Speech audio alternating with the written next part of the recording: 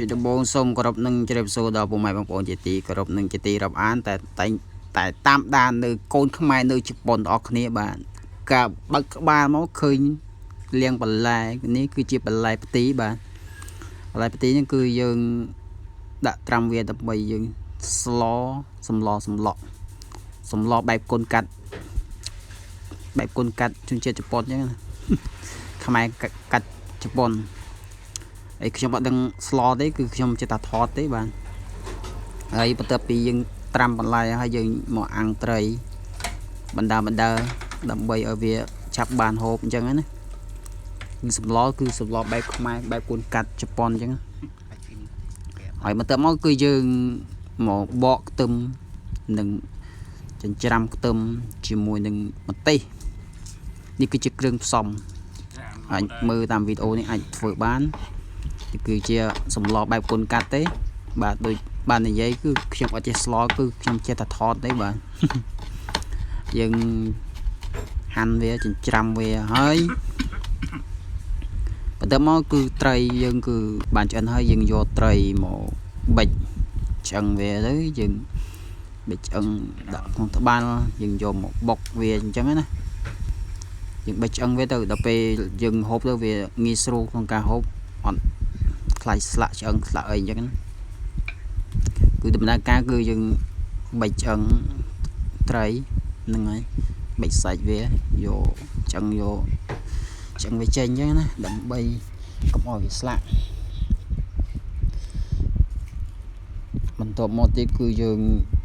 យកខ្ទឹមសហើយនឹងម្ទេសដាក់ក្នុងត្បាល់ហើយយើងថែមជាមួយនឹងអំបិលនិងប៊ីចេងត្រីបុកបញ្ចូលជាមួយគ្នាទៅដើម្បីឲ្យសាច់ត្រីវារឹងមាត់បន្តិចទៅដើម្បីវាចូលជាតិគឺយើងដាក់អញ្ចឹងគឺដើម្បីឲ្យវាចូលជាតិដាក់អំបិលប៊ីចេងនឹងត្រីដើម្បីវាចូលជាតិដើម្បីយើងស្លទៅគឺវាសាច់ត្រីវាជាតិមានចិត្តប្រៃអញ្ចឹងណាមកទៅមកគឺយើងបុកបានល្អិតប៉ុណ្ណឹងហើយគឺយើងយកតែប៉ុណ្ណឹងហើយកុំយើងសើបុកល្អិតពេកថ្ងៃយើងបុកល្អិតពេកគឺដូចទឹកគ្រឿងហើយអញ្ចឹងណាហើយជាបន្ទាប់គឺយើងយកបន្លែដែលយើងដាក់ត្រាំមិញយើងយកមកស្រង់វាដាក់ក្នុងកាច្រែងដើម្បីវាស្រស់ទឹកអីអញ្ចឹងណាឆ្លៀតពេលហ្នឹងគឺយើងដាក់ខ្លាញ់ក្នុងឆ្នាំងមកដើម្បីយើងយកសាច់ត្រីយកមកបំពងវាកូរឲ្យសាច់ត្រីនឹងខ្ទឹមមកតែយើងដាក់មិញមានរសជាតិឆ្ងាញ់បន្តិចមកដល់មកយើងត្រឡប់វា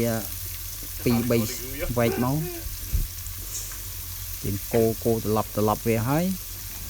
ឲ្យរែងឈ្ងុយបន្តិចមកគឺយើងនឹងត្រឡប់វាបានឲ្យរែងឈ្ងុយខ្ទឹមឈ្ងុយម្ទេសអញ្ចឹងហើយជាបន្ទាប់មកគឺយើងយកទឹកចាក់មកយើងដងយើងយកទឹកស្អាតយើងមើលទឹកណាស្អាតផងយើងយកចាក់វាដើម្បីបង្ងាស់វាឲ្យពុះហើយហ្នឹងហើយយើងដាក់ទឹកតាមបរិមាណរបស់យើងចង់ដាក់ទៅដាក់ប៉ុន្មានគឺដាក់ទៅបើយើងចង់ដាក់ឲ្យពេញឆ្នាំងដាក់ទៅបើយើងគិតតែយើងហូបអស់ហ្នឹងហើយជាបន្ទាប់មកក៏យើងយកបន្លែយើងយកមកដាក់តែម្ដងមកយើងមិនចាំបាច់ទឹកពុះទេដោយសារយើងធ្វើអញ្ចឹងគឺធ្វើដើម្បីឆាប់បានហូបទេបាទគឺដូចបាននិយាយគឺធ្វើបែបលក្ខណៈកូនកាត់ទេហើយសម្លយើងក៏បានពុះហើយក៏មើលទៅក៏បន្លែក៏វាឆ្អិនទៅហើយមុំមកយើងបានហូបដែរអញ្ចឹងណាមើលទៅហើយយើងភ្លក់មើលទៅថាបើឆ្ងាញ់គឺយើងស៊ីសងទៅលើយើងផ្សំគ្រឿងដូចជាអំបិលប៊ីចេងស្ករសអីតាមខ້ອຍទីទេអ្វីដែលសំខាន់គឺមានតែគ្រឿងប៉ុណ្ណឹងគ្រឿងដែលយើងជាយើងក្រោយស្លយើងគឺបានឆ្អិនហើយលក់តាមការចំណង់ចំណូលចិត្តអូខេ